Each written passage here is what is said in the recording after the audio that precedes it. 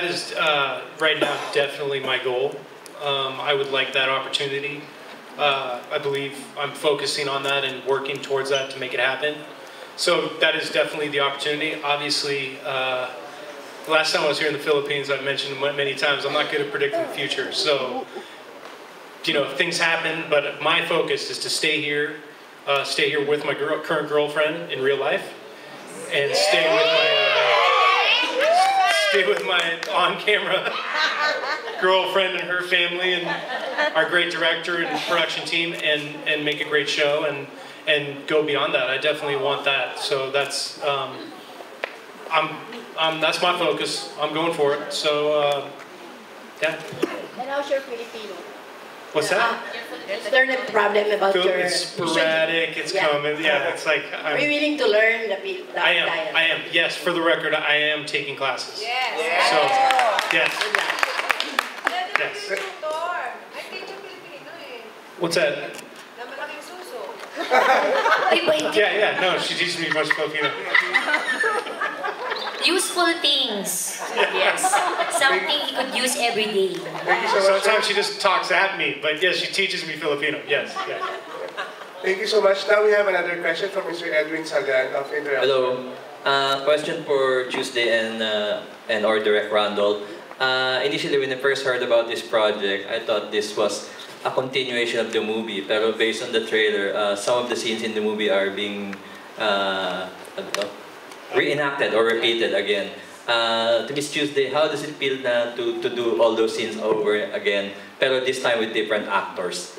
Very privileged kasi you get to best yourself. Parang naset mo na yung bara while doing the movie. So with great reviews after the initial showing, I really wanted to amp the game. Parang itaas ko pa yung ginawa namin from the movie. So I really thought about the complexities of Cookie's character. She's from Samar, she's one of so many children, and then she's balancing her life being a single mom, and then this new man in her life, which daming hurdles aside from the cultural barriers between them.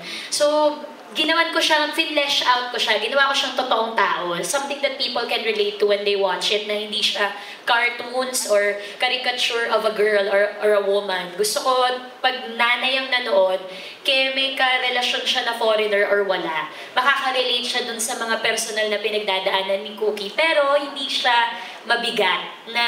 Kasi by nature, Cookie's character is really fun-loving, takes things lightly, ano lang siya, chill lang siyang babae na burikak, maarte, ma-leopard, ganyan. Wala po akong ibang damit, puro yun lang po. Iba-ibang cut lang. Yung mga animal print. Lahat ng hayop po ginamit namin dito.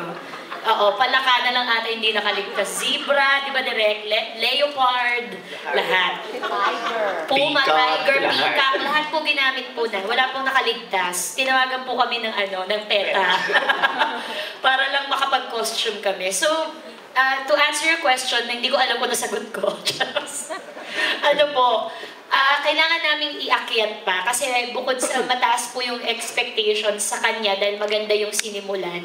As an actor, I felt it's my responsibility to say something with a piece of, or a body of work, whatever it is that I'm doing. So, I want to reach out to those people that weren't given voices before, those women who are stereotyped, those women who are always looked down upon na pag may kasamang foreigner, gold digger yan agad. O kaya, katulong, o kaya ay, walang kinabukasan niya, saglit lang yan, di yan magtatagal. Yung, bigyan natin sila ng airtime para malaman naman natin at pagkakataon yung buhay ng mga taong kagaya nila. Ayun po.